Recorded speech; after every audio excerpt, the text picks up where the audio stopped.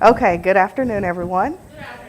Oh, I'm Latoya Lewis, Interim Director of Academic Initiatives and Partnerships. And today I'm going to talk to you about everything that I'm learning about leadership and how that's a reflection of what I learned while teaching in the classroom. So to get started, I'm going to show you a quick video. Some of you may have seen this already, but if not, this is just an overview for today.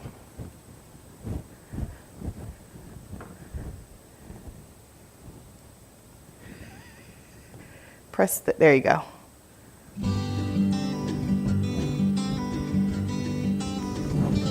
In 2004, I became a high school English teacher. While my title was teacher, much of what I had to do day in and day out was more than what my title suggested. I had to manage my students' behaviors, their progress, and their expectations, while also managing all of my administrative tasks like lesson planning, grading, attendance, and even more. In 2008, I began teaching college students. I found that my responsibilities as an educator didn't change much at all, even though the classroom environment did. This year, I began a new professional journey, and in this new role, unlike any role I've ever had before, I now had the responsibility of supervising people. I thought I would have to learn and develop a new set of skills, but it didn't take long for me to realize that much of what I had learned in the classroom prepared me for this new position in leadership. One of the most important skills I learned in the classroom that will help me as a director is how to have hard conversations.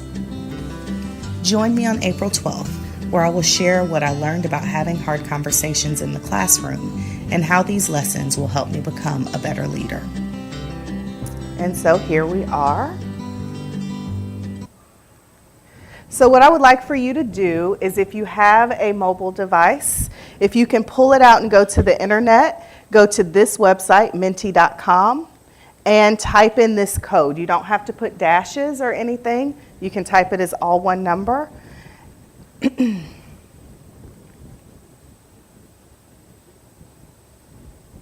Uh-oh, Kentry. Oh, it's up here at the top. So menti.com, and then there's the code.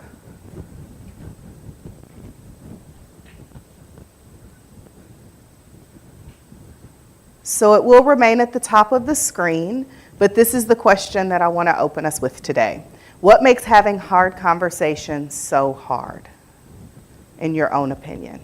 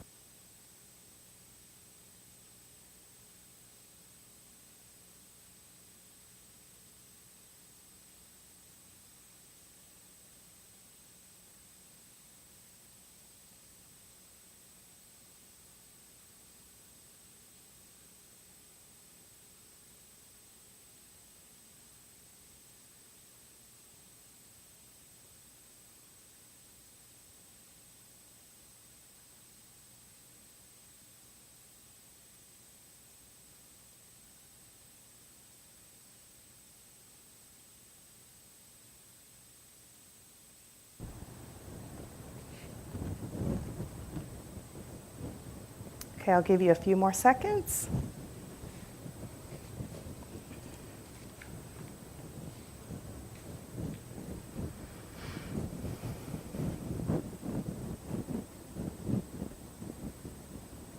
Okay, Kentry, can you hit the down arrow once for me?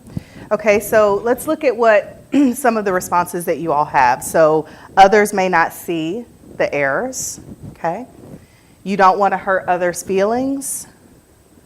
You giving bad news is just sometimes difficult to do. Not wanting to make the situation worse or offending the person any farther. The outcome of the conversation, and if the working environment will remain the same. That's really important, right? So if you have a difficult conversation, then there is the fear that the work relationship and environment will change. Fear of hurting someone, so that's come up before. Hurting people's feelings, come up before. Potential emotional reactions or misunderstandings, right? Not wanting people to retaliate or be angry with you. And it can be awkward. How to say the right thing, right? So a lot of times it's hard to have these conversations because we don't know how to say it in the right way that's not going to hurt someone's feelings or not offend them. Not knowing how others will react and making sure the conversation remains productive. Sometimes hard to find the right words. Legal ramifications. I bet you I can guess who said that one. They won't take it as feedback. And that's it, okay? So if you can go back to the PowerPoint for me. Those are all really good. Okay. And then from current slide, right there. Okay, so when I first gave this talk, it was important for me to make sure that the audience understood what type of hard conversation I'm going to talk about today, because there are a lot of difficult conversations that we have to have with people in our relationships. If we are parents, if we are at a restaurant, we're getting poor service, right? So there are a lot of different types of hard conversations. But today what I'm going to focus on is a conversation with someone that you may work closely with, where you have to tell them that they're not performing to a set of expectations. And a lot of times that happens in from a supervisor to an employee, but it could also happen in the reverse order, right? Those of you who are still teachers, though, as I introduce each concept today, I'll first talk about what I did in the classroom. So there's also some classroom application here as well. So really quickly, I asked you all to tell me why having hard conversations was so difficult for you. This is why they're hard for me. So for me, having a hard conversation may mean that I failed, right? So if I have to tell someone they're not doing what I expect them to do, maybe there's some way I failed them. I could hurt someone's feelings. So that was a theme that came up repeatedly. It may make someone angry at me, right, or with me. And I don't want people to be hurt, and I don't want them to be angry. I want everyone to be happy with me and like me and be okay with me.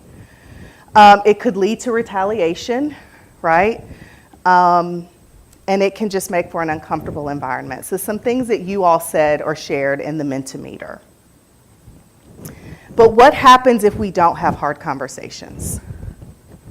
Anyone want to answer? Resentment. It could get worse. Continue poor performance, so they can't learn, right? So those are all great answers. I do want to warn you that all of those things are true, that if you don't have hard conversations, all of those things can happen. But also if you wait too long. If you wait too long to have a hard conversation, it may be too late, okay? So it may be too late to repair the working relationship. It may be too late to establish expectations, to build trust, to encourage growth or learning, or to prepare them for what's next, right? And whether we are an educator or a supervisor, these are things that we don't want to happen, right? We want to make sure that we do these things early on so that we can salvage the working relationship. So really today is not about having hard conversations. I may have tricked you a little bit.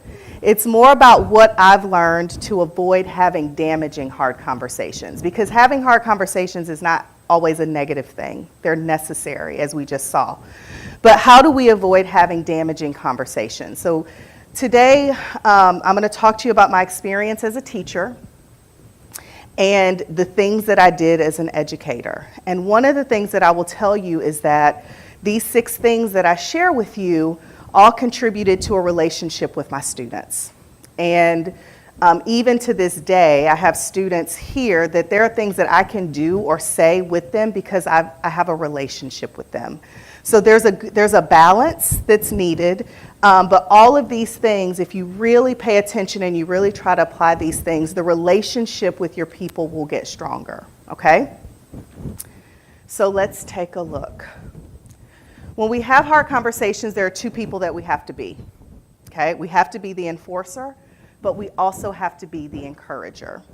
And this applies to both the classroom and the workplace. So we're going to look at each of these roles and things that I have done and how they apply to the workplace. So let's talk about the enforcer, okay? This is the person who is going to make sure that the rules are followed, right? That everything has to be done a certain way. This is often, and I'll talk about this in a little bit, the enforcer is often seen as the bad guy, but there's good reason for that, okay? So the first thing that you have to do as the enforcer is hold them accountable. Now, I normally don't keep notes, but a lot of times, or throughout this presentation today, I'm going to share stories from my classroom experience, and I want to make sure that I get those right, because I have a lot of experiences, so I have them here. So hold them accountable. When I was a high school English teacher, I taught in New York and I taught here in Houston. I always taught in Title I schools, which means more than 50% of the students qualified for free or reduced lunch. In some cases, we're closer to 80 or 90%. And with that population of students, they come to you with all sorts of deficiencies and weaknesses. They come to you with many challenges that they're facing. So not only may they be behind academically in reading, writing, and math or science, they're behind, but also they have to contend with many challenges at home. So I've had students who lived in shelters. I've had students whose parents were in jail. I've had students who just have been in and out of juvenile detention, right? So they have all these challenges. One of the things that I noticed when I started teaching in these schools is a lot of times teachers and administrators make excuses for those students. So I would require that they do homework, and people would tell me, don't require them to do homework, they have a lot to do at home, right? Or they have a lot that they're dealing with at home. They have to take care of siblings, they have jobs, they have all these other challenges, don't give them homework. Or I would, challenge them with certain readings, and people would say, don't do that, they won't understand it. But one of the things that I noticed is when you challenge students, they will meet your expectations, right? And we can't allow our students to make excuses. We can empathize with them, but not enable them. And that's really important, that you can't allow the circumstance to make you hold them back or keep them back even more. So you have to challenge them if you're going to help them get to the next level. And so that's what I did. And I was able to see that my students were able to do all the things that people said they couldn't do or wouldn't do, they would do, right? I was very intentional about sharing for readings or books with them that would challenge them but would also engage them. So I would have students, I remember one time I chose a book for my students to read, and I would tell them only read one chapter at a time because I want us to talk about it in class. And it was so fascinating to them, they would read 6 or 7 chapters on the subway on the way home, right? And people told me they wouldn't do homework. People told me they wouldn't be able to understand the book that I wanted to teach them. And they were. I challenged them, and they met my expectations. So I think one of the things when you are trying to avoid having hard conversations, hold them accountable to the standards. And that was the point that I wanted to make with this. So if the standards are A, and the only way students are going to get to that A standard is to do homework, then I'm going to hold them to the standard, right? If they have to read this book to get to that standard, I'm going to hold them accountable. I'm not going to say, oh, don't worry about it, we'll make accommodations for you so that we can say that you achieved that goal, okay? The same is true in the workplace. We have to hold the people that we work with accountable. How do you think is the easiest way to do that? It's very simple, but it's not something I thought about.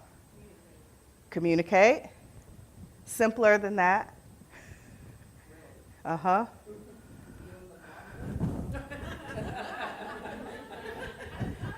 Review the job description, right? I think sometimes we come to work and we get so excited about the many things that we're doing that we forget that there's a job description that we are all tied to. And it's hard to have, so if you have an employee, I'll pick on Maggie. If Maggie is not doing that first bullet point on her job description and it's time for me to evaluate her, it's not going to go well. But if when Maggie starts, we sit down and we say, okay, here's your job description. These are the duties that are expected of you. What does that look like? How can you take this first bullet point and apply it in the work that you're doing every day, right? We have to hold people accountable to their job description. We hear all the time, we just need people to do their jobs. But if they don't know what their jobs are, they can't do their jobs, okay? So review the job description. I don't think as a faculty member I ever reviewed my job description. I just did what I thought I was supposed to do. And I would encourage all of you to not do that. So if your supervisor is not reviewing that job description with you, I would encourage you to review your own job description, okay? The second thing that I like to do is challenge them. So I covered a little bit of this when I was talking about holding them accountable, but I have a couple of stories from when I was a student. So these are things that I learned in the classroom, not just as a teacher, but also as a student. So I was at UHD, and I was taking an English class, and I was doing really well in this class. I remember one particular time the instructor gave back a test, but before she gave it out, she said most people did not do well, but there was one student who did tremendous, and this student got 100, and the student is doing everything that they're supposed to do, and I was anxious. I'm sitting there like, what grade did I get, right? Because most students failed, and when she gave me back my paper, it was the 100, and she said, good job. This same instructor nominated a couple of the pieces that I had written for a larger essay contest, and I won first place for one and third place for another. I took this instructor for 3 classes because of the relationship we had, but she really believed in me, and so she became my mentor. So there was this one paper I wrote, and I don't remember the topic, but I remember the paper, and I remember she wrote in green ink all over the back of my paper, and she gave me an 89. Now this is someone who gave me 100 on a test, who had nominated me for awards, who had invited me to her home, and she gave me an 89. And she wrote on there, Latoya, you have great ideas here. The essay is structured well, but you have too many errors with subject-verb agreement for me to give you an A, okay? And it devastated me because I was an A student. And so, but what it did is it pushed me. Had Dr. Thomas, not you, another Dr. Thomas, never told me that I had those mistakes, I would have continued to make them. If she would have said, oh, this is great, it's good on every other level, so I'm going to go ahead and just give her an A because it really is good, then I wouldn't have gotten better, right? So she challenged me. She could see the areas where I was strong, but she pushed me to overcome a weakness that I had, okay? Another one of my mentors, Dr. Valerie Kinlock, she was very young professor, and she used to do things like show us do the right thing in class when we were learning about Aristotle. She was very engaging, but she had a way of, she would allow the class an opportunity to discuss topics, and we would go back and forth. She would pose problems, and we would try to find the answers. And we would spend like 30 minutes arriving at the answer, and every time we thought we were there, she would ask us one question that would totally tear apart all of our thoughts and arguments. She pushed us to get better, right? And while it was frustrating, it was a skill that I wanted to emulate when I became a teacher as well, because I remember the excitement, the feeling of excitement from thinking you have it all figured out and someone can ask one question and totally tear it down. It pushed me to be more careful and thoughtful in my arguments, okay? Another thing, I have to tell you this story. So there was a time, so I took this idea of challenging students and I challenged them. So I taught in Harlem, and again, I told you some of the challenges that my students faced. But I remember we had a parent-teacher conference, And there was a mom who was very mad with me. We had called all the senior parents to talk to them about their students' lack of performance. And she said, well, at the time I was Hardman, Miss Hardman is, I don't understand why she's doing what she's doing. She's teaching these kids like they're in college and they're not in college, right? And that was a general belief or a general philosophy for that school, that they're not there yet, so don't teach them like they're there yet. Don't push them. Keep them where they are. Teach the bare minimum so they can get A's and B's on the report card, and that's it. But I did challenge them, and I ignored what she said, and students who were not expected to graduate high school graduated from college in 4 years, which is not, I mean, I didn't graduate college in 4 years, right? I have students now, I'm not on Facebook, but I stalk people on Facebook. And so all of my students, they're like 30 now, but they have master's degrees, right? And not from just anywhere. One of the top students that I taught, she got her master's from Columbia, right? And she's had her master's degree. Now she's what's wrong? Okay. So challenging them was a good thing, right? There's a guy that I'm going to talk about at the end named Khalik. And Khalik was one of my lowest students. Khalik graduated from John Jay. John Jay is a college in New York. He graduated from there in 4 years with a degree in criminal justice, right? So challenging them is important. How can you challenge your people in the workplace? Any ideas? Nope.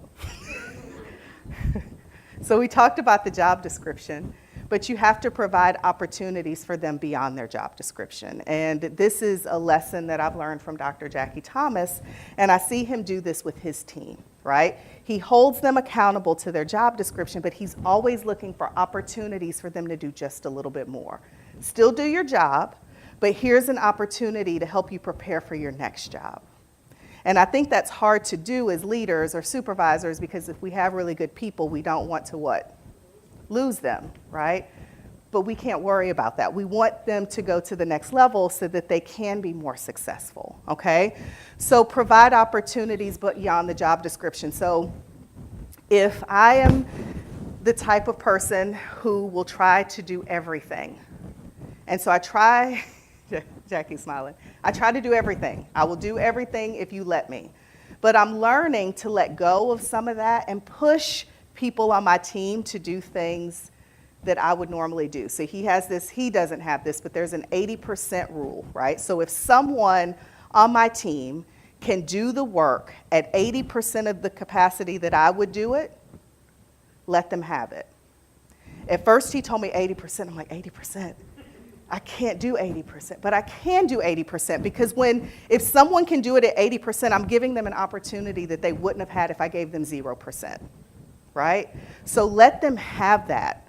And that's an opportunity for you to develop them more. If they don't do it the way that you want it done, then you can have more conversations and you can develop them in that way. That requires a level of trust. We're getting there. Well, no, I mean, doing all of these things, you get there, right? I think that has to do with the reviewing the job description. And I'm not saying give them a big task, right? You don't have to give them the thing that's going to make your department shine, but give them something to take off your plate that they can do that they would not have normally had the opportunity to do. Okay, tell the truth. I did not lie to my students about much of anything. If there was, I remember I had a conversation with my AP students at Climb Forest High School, and we were ranked 800, the school was ranked 869 in the state. That was the bottom, in the bottom quartile. And I told them that. And I probably shouldn't say this on camera. When they would do silly things, not dumb because they weren't dumb, but when they did silly things, I would say, that's why we're 869, right? And I would call that to because they didn't like being 869, and they really didn't like being 869 because there was one school in the same district that had the same curriculum that was in the top 25%. The other two schools were in the second quartile. We skipped the third quartile and we were in the bottom of the fourth quartile, right? That's a problem. But I shared that with them, and you know what that did? It motivated them. When someone from the system office came and spoke to them, they asked them, Miss, why are we at the bottom whenever, and y'all know they say Miss, why are we at the bottom when everybody else is at the top? And she didn't have an answer. Well, she did have an answer for him, and it made him even more upset. She said, Miss, basically she told me it's because we're brown and we don't speak English. That's not our first language. And that upset him, but he got to see a truth that he would not otherwise have seen. And that became a motivating factor for him and several of the students that I taught that year. I got a lot of flack one time because I had a student. And again, remember I told you in the beginning, I can say things to my students because I have a relationship.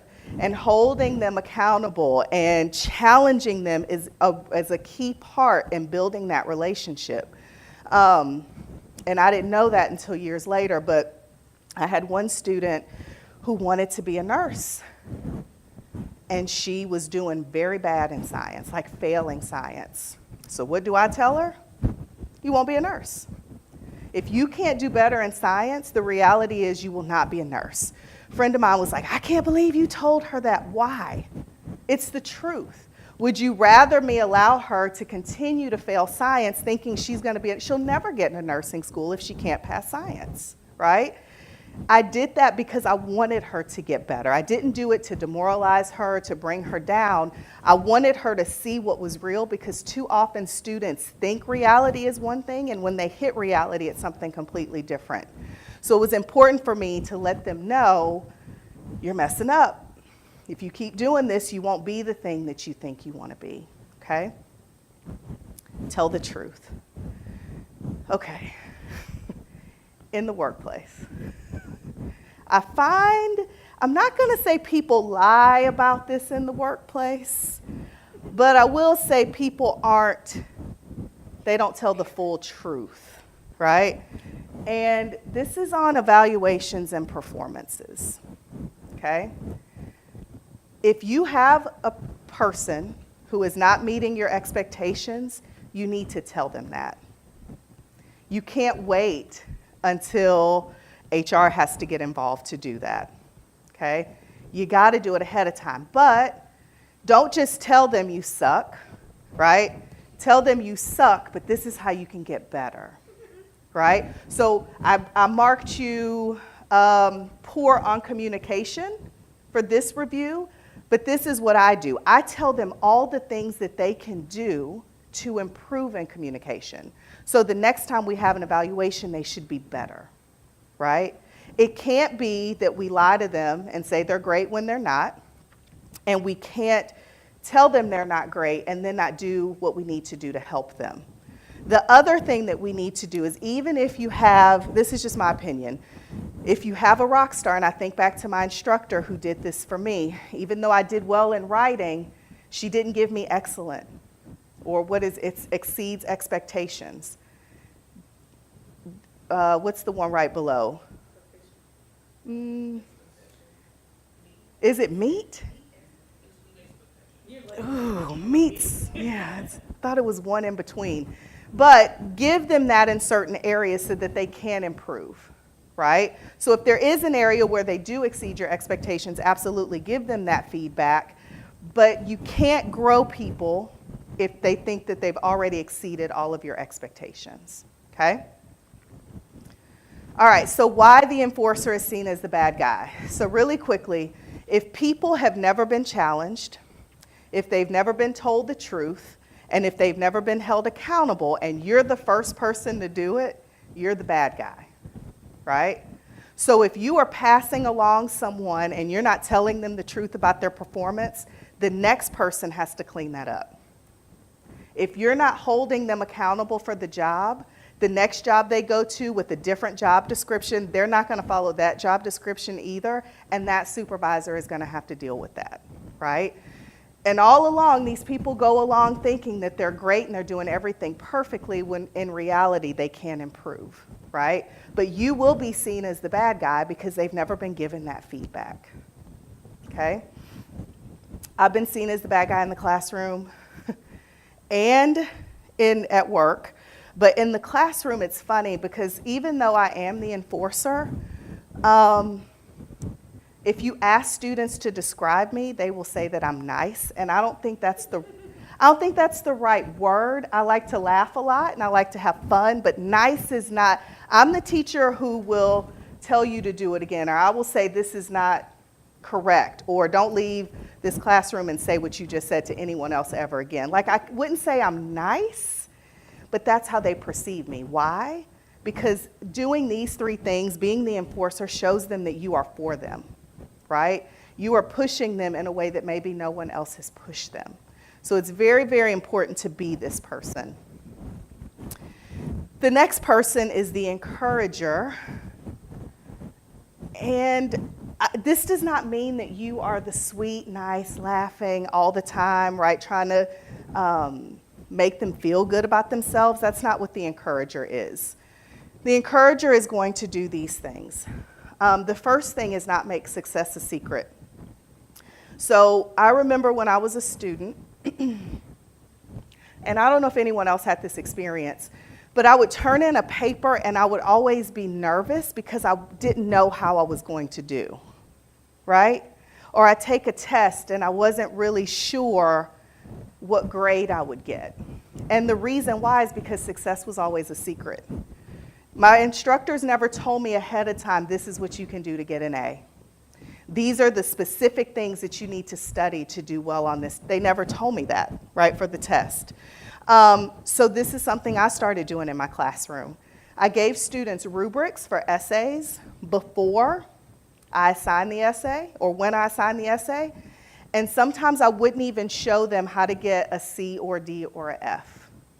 I would only show them how to get an A or B. And the reason I did that is I know that if I show them how to get a B, some will still get a C. If I show them how to get a C, some will still get a D, right? So I show them how to get an A and a B. That's it, right? I want to show you how to get the best grade. I don't want you to internalize how to get the worst grade, okay? So that's something simple that I did in the classroom, but it helped students. They always knew, and then they couldn't come back and say, well, I didn't know. You did know, right? Or if I give reviews, I will sometimes pull questions from the test and reword them because I want them to know what they're preparing for. I don't want anything to be a secret for them. In the workplace, and I hinted at this a little bit earlier, we need to be specific on feedback and share expectations with people. I said it before, if they don't do well in an area, don't just tell them that. Tell them specifically what they need to do to get better. If, before you start a project, it's a good idea to let them know what it is that they need to do, right? Don't leave them out there to complete a project without any guidance and then come back and say, well, this wasn't done correctly. We have to share with them what needs to be done. Okay. Give them the attention they need. So when I taught, I did have a lot of students who were low, but one year in particular, I had a student named Merrick who I know by all measures was smarter than I was, hands down. He could write. I remember one time my students would always ask me, how long does it have to be? That's a common question if you're an English teacher. How long does the essay have to be? And I would say, long enough to get your point across, but I can't see how anyone could do this in less than a page. And Merrick did, and his writing blew me away. And I thought to myself, I couldn't do this, right? He was also the student, any of you familiar with AP classes and the tests that are really hard? He took me for AP English, and I told him a couple weeks before the test, I said, hey, Merrick, I need you to get a 5 on the test for me. And he was like, I got you, miss. And he did. He got a 5 on the AP exam. I can't get a 5 on the AP exam, right? He was by all means smarter than me. And it would be easy to look at someone like Merrick and say, oh, he's got this. right? He can do all the things that I want my other students to do and leave him alone, and then give all my attention to the struggling students, but I didn't do that. After class, I gave Merrick the attention that he needed. So we started a philosophy club, which is weird, but we read Nietzsche and Aristotle and Hume, and so we read all these people just to get him to stretch his thinking a little bit more, right? I didn't have to do that. I didn't have to stay after class, but Merrick needed attention too, and I think sometimes we look at our rock stars and we don't give them attention thinking, oh, they got this. But they also need attention if we want them to grow and develop. In the workplace, we can achieve this by having regular one-on-one meetings with our people. How many of you, if you're not in OSI, have regular one-on-one meetings with your team or your supervisor? Okay? If you don't, you should. I did not. As faculty, I just didn't meet with my supervisor. But I think that's very important because it gives you an opportunity to let your supervisor know what you're working on, and that's an opportunity for them to share with you their expectations. And even if you have a supervisor who does not schedule these, I encourage you to take the initiative to schedule them with your supervisor, right? So I tell Dr. Stallman, hey, I need to meet with you for an hour every week just so I can review all of the different things that I'm working on. It gives me an opportunity to ask him questions or to get his insight on different things, okay? And finally, give them an opportunity to find their voice. When I teach, I already know what I think. I don't need other people to think what I think because I got my opinion, right? It's pretty solid. My job as a teacher was to make sure that my students had an opportunity to share with me their own beliefs and their own values. So I encouraged them, I pushed them, even when I knew that their opinion may have been different from everyone else in class. I embraced that and I asked them questions about that. And if students may have snickered, then I got with those students and told them why it was important. So here's an example. I think when I taught in Harlem, I only taught kids of color, and they didn't really know white people. The only white people they knew were their teachers, and so they had these biases about white people that had no basis. They just thought that.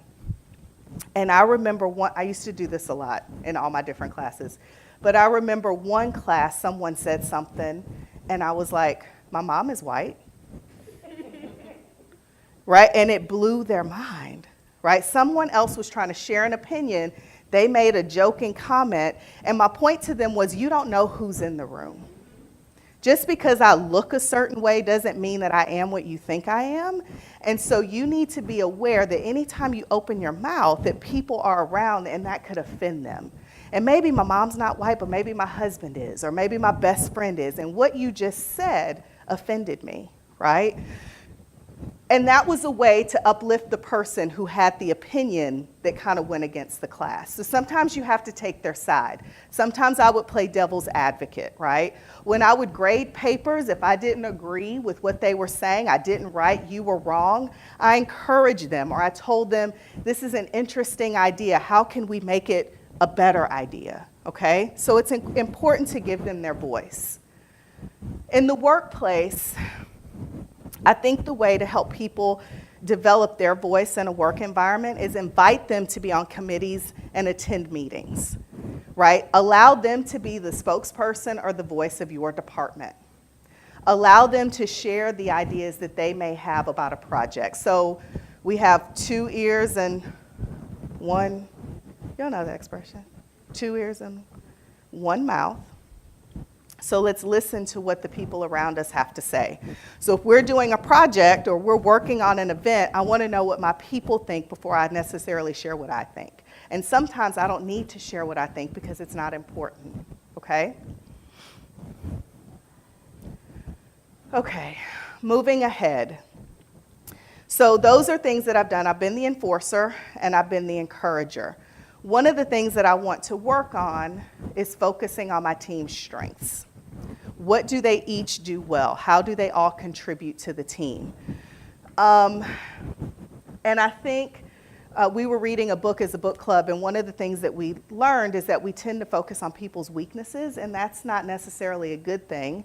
And when I read that, I didn't realize that I also had a connection in the classroom. So when I taught in New York, in 2000 something, I got my master's degree, and I had to do a thesis.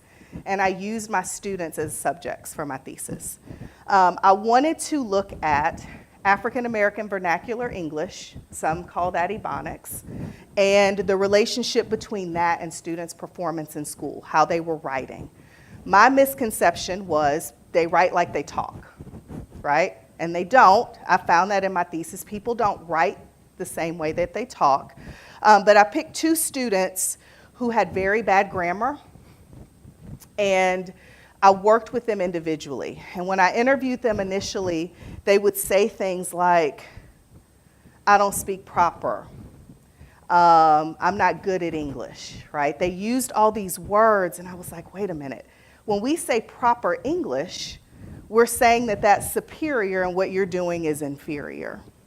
And so I looked up rules of African American vernacular English, and I found that my students were following grammatical rules. Every time in their speech they were following it, and in their writing they were following it. So my idea was, when I met with these students, was to show them everything that they were doing right.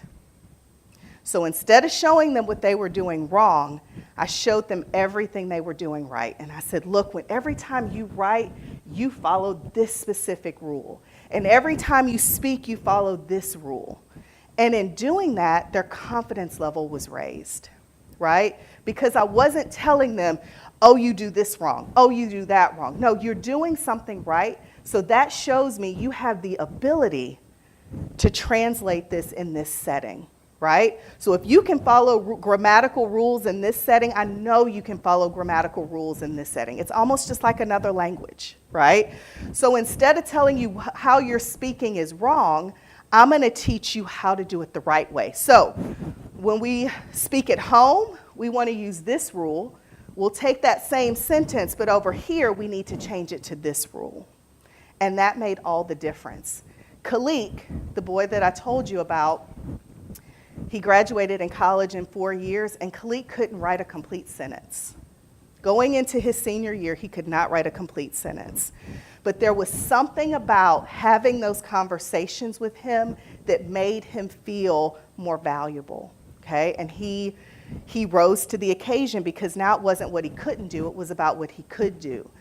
Kelly was my other student, and Kelly has her master's degree. Both of them, when I say struggling, I don't mean struggling. They were my bottom 2 students. That's why I chose them for the research. And because I focused on their strengths, they built confidence, or they developed confidence, and they were able to do better, not only in their last year of high school, but in their academic career in college as well, okay? So we can focus on our team strengths. So how many of you have taken Strengths Quest? All of us? I encourage you to meet with Dr. Thomas, and he can share with you a wonderful chart about how you can look at your strengths, right? And now everybody call him today. How you can take your strengths, but put them in a chart of your team strengths and figure out. So if, surprisingly, I'm not what's the people person category? No. I'm not a relationship builder. And some people think I am, but I'm not. I'm not a relationship builder. So if we're going out in the community, I need to put Donna Fitzpatrick on that job, because she's going to do it way better than I would, right? Same team, but we all have different strengths, and our tasks need to be appropriate for our strengths, okay?